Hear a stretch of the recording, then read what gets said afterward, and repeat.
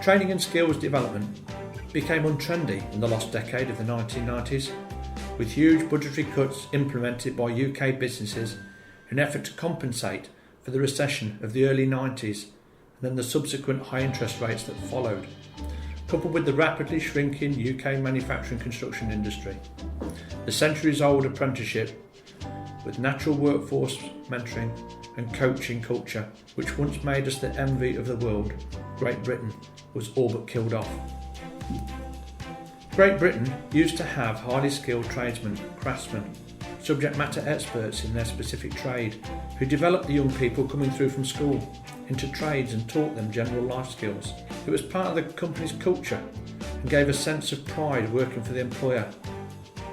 Today, unfortunately, we're stuck in the recession, on the recession model, risk averse, transient agency model, where we're still wondering why we have no talent pipeline.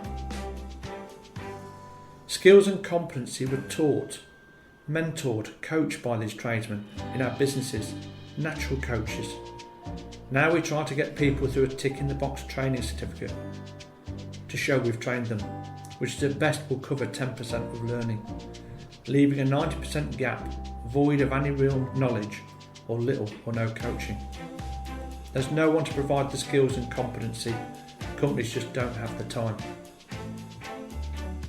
If we don't change this manpower policy, we can't expect a different result.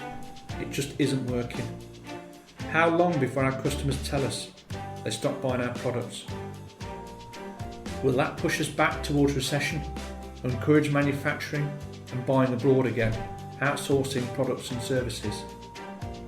It'll be too late then to make the policy changes on manpower and skills development.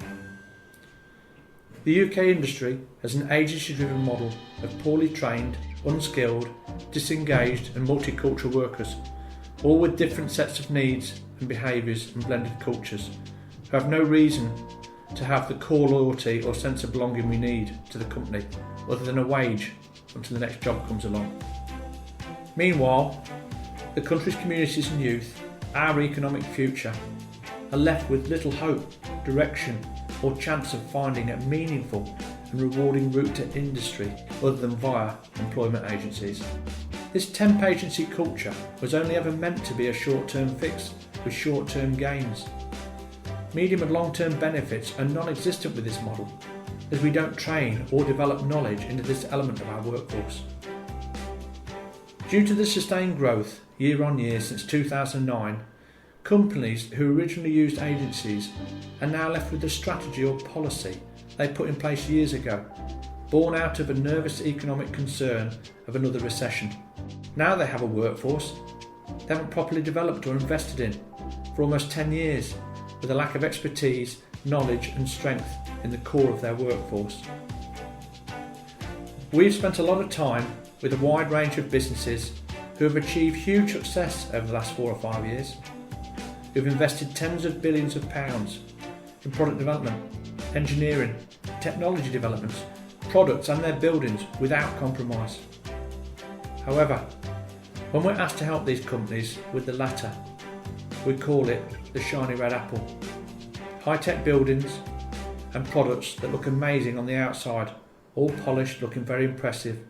What we see on the inside is not the same attention to detail and investment in people. Real up-to-date relevant knowledge and skills into the core of the apple, the workforce. The lack of investment put into the workforce is a short, quick training process. Companies outsource recruitment, selection, placement and workplace induction.